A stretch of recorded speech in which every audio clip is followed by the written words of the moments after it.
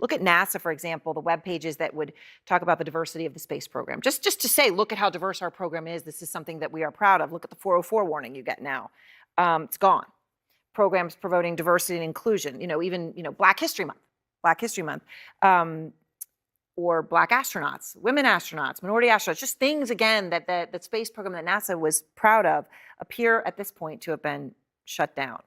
You sit here as a Black astrophysicist. How are you processing this? Yeah, so when I grew up, people said, oh, did you want to be an astronaut when you were a kid? I'm old enough to have lived through the 60s, Yep. The moon landing and the rest. And I said no, because it was clear they were not interested in me by who they were sending into space. You saw the lack of color. As a child, Yes. I knew this. Hey everybody, welcome back to the channel. So glad you pulled up today. So this one is honestly wild. A billionaire rocket boss went public claiming 2 astronauts were left floating in space for political reasons. NASA fired right back, saying that offer to bring them home was never even made, and the astronauts themselves had to go on camera and shut it down. Then CNN brings in Neil deGrasse Tyson to break the whole thing apart, and it turns into something way bigger than one space feud. It becomes about who gets erased from the mission entirely. Trust me, you want to stay locked in all the way through, because the strongest moment lands near the end, and it flips the entire argument on its head in a way you will not see coming. And while you're here, drop a comment and let me know what part of the world you're watching from. I love seeing where everybody tunes in from. Alright, enough setup, let's get into it. Tonight, NASA versus Elon Musk. So NASA's top officials are firing back at Musk. One former senior NASA official, just moments ago, told CNN that they never received an offer from Musk's SpaceX to bring home the 2 U.S. astronauts stuck in space. They never got that offer. Now, why were they saying that? Well, because they were responding to Musk's claims that the 2 astronauts had been left in space for, quote, political reasons. The astronauts themselves, they're up there, and they had to deny this. We don't feel abandoned. We don't feel stuck. We don't feel stranded. I mean, they are on the International Space Station having to respond to this. I mean, it's just some moments in all this where you go, this is really insane. Multiple astronauts going after Musk after these claims, including Andreas Morgensen, who called Musk's claim a lie on X. Musk responded, and I'm going to just quote what Musk said. He called this astronaut, quote, fully retarded and an idiot. So on that note, let's bring in astrophysicist Neil deGrasse Tyson, the author of the new book, Merlin's Tour of the Universe, Traveler's Guide to Blue Moons, Black Holes, Mars, Stars, and Everything Far. It is a prominent place on my bookshelf. I put it in the travel section, should I ever get to Just in case. travel. Yeah. You know, when I was organizing, that's what I did. Okay, this topic that, right, Musk says that this was, political, that Biden wouldn't bring them down. They have to be, these astronauts denying it on the space station. NASA denies it. An astronaut says it's not true, and Musk, uses those horrible words to respond to the person. I mean, what is your response to all of this? Well, let's go to the beginning of it all. The 2 astronauts were never stranded in any normal way we would use that term. And they were joining a half a dozen other astronauts on the International Space Station. There's plenty of food. Maybe they didn't bring enough changes of underwear. I don't know. But that would be like the worst case scenario. They're both experienced astronauts. And while I don't remember whether this is the longest time they spent in 0G in their astronaut career, but it's a while, and so they have to adjust to that, but they're professionals. So they're not stranded. Second, what a luxury it is to have a conversation about he said, she said, and who said what, when, I mean, think about it. We have options to bring them back from space. One of them is SpaceX. Right. And that's evidence to me that we are living in the future, that no one is worried about whether there exists a ship to bring them back. The Starliner for Boeing, that had some risk factors. NASA was not going to take that risk. So you push that aside. Who's up next? There's SpaceX.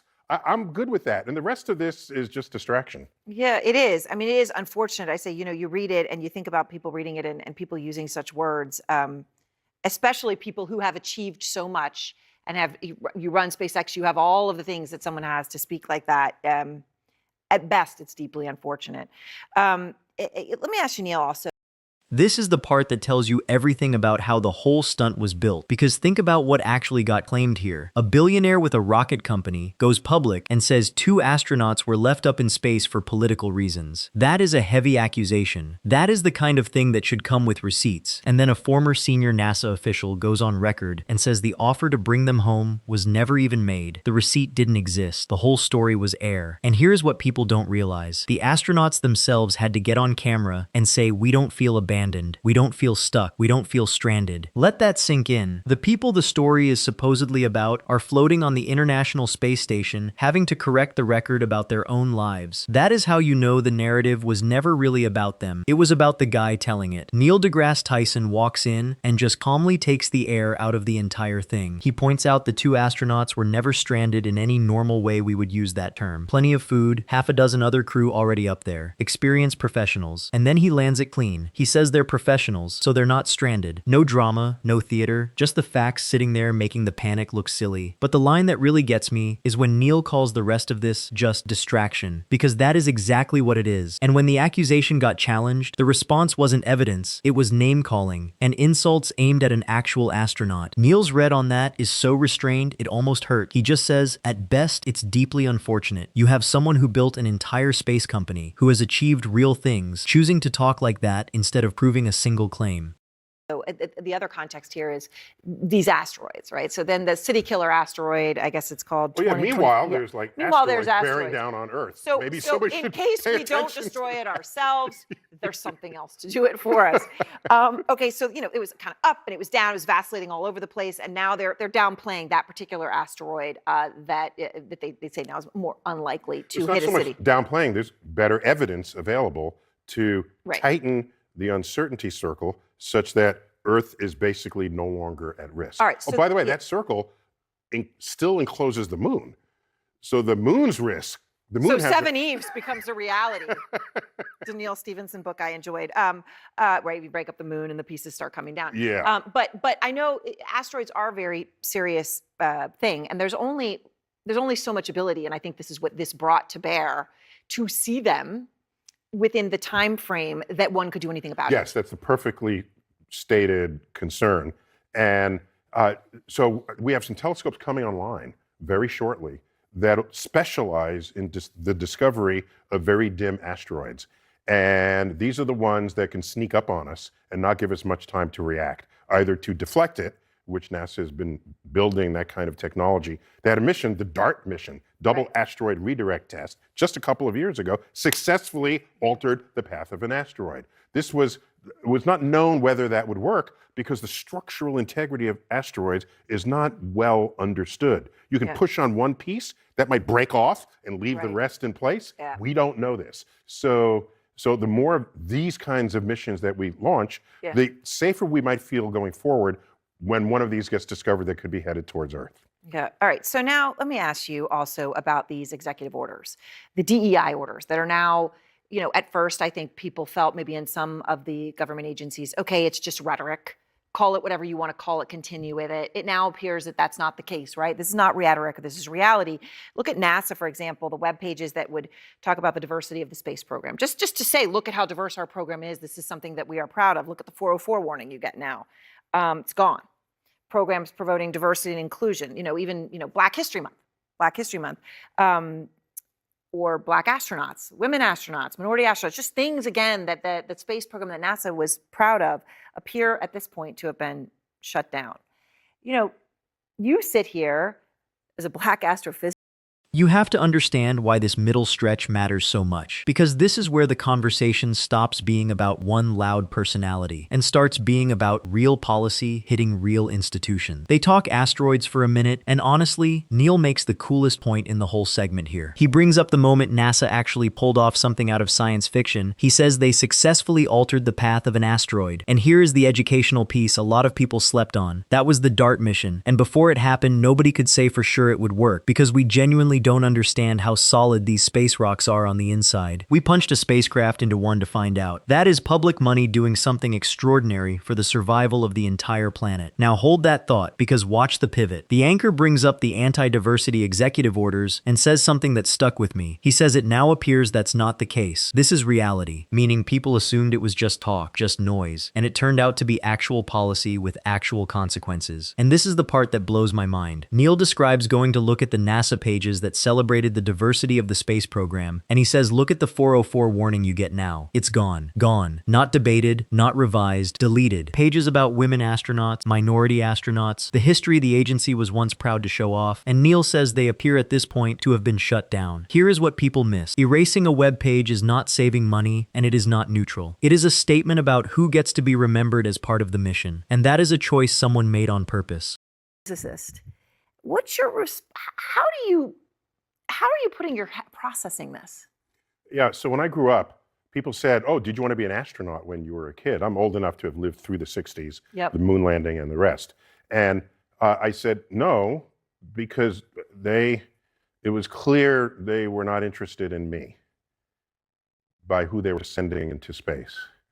So you saw the lack of color. As a child, Yes. I knew this. Mhm. And but it was more than that. Everyone was wearing like crew cuts at a time when the Broadway musical Hair was number one. Right, So right. there was some mismatches between who we were sending in space and what culture was doing. I still valued that we were going into space, but I didn't feel like I was a part of that. And with DEI, so I always viewed that as a way to encourage agencies to look in places you hadn't looked before for talent that you've been missing. Yeah. And so if we're going to stop that, and you think every person who's the right, who's correct for a job is white male, that's I don't know what that means.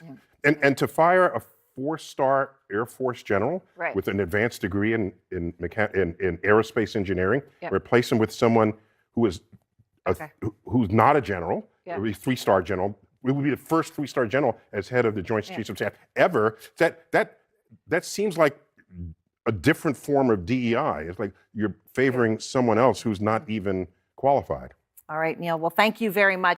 Oh, this ending. This is where it stops being politics and gets personal, and Neil handles it with more grace than the moment even deserved. He talks about growing up watching the space race as a kid, and he says something quietly devastating. He says it was clear they were not interested in me by who they were sending into space. Sit with that. A child who would grow up to become one of the most recognizable scientists alive looked at the astronaut corps and understood, without anyone telling him, that the door wasn't open for someone like him. That is not a chip on the shoulder. That is a kid reading the room correctly. And here is where Neil reframes the whole fake debate around diversity, and I wish more people heard it this way. He doesn't describe it as charity, he describes it as a hunt for talent. He says the whole point is to look in places you hadn't looked before for talent that you've been missing. That is it. That is the entire idea. Not lowering a bar, widening the search. If your net only ever scoops from one pond, you are not getting the best. You are getting the most familiar. Any team that actually wants to win understands the difference. Then Neil springs the trap, and it is beautiful. The people screaming loudest about merit turned around and fired a 4-star Air Force general with an advanced degree in aerospace engineering and moved to install someone less qualified in his place. And Neil calmly says, that seems like a different form of DEI. That is the checkmate. Because if your principal is truly the most qualified person wins, then removing the 4-star engineer to hand it to someone with thinner credentials violates your own rule. He nails it. He says it's like you're favoring someone else who's not even qualified. And that is the whole thing exposed. It was never about merit. Merit was the costume. The moment merit pointed at the wrong kind of person, the merit talk vanished, same as those NASA pages. Neil didn't have to raise his voice once. He just let the contradiction speak, and it screamed. So what do you guys think of this? Leave your thoughts down in the comments. Please like and subscribe, and I will see you in the next video.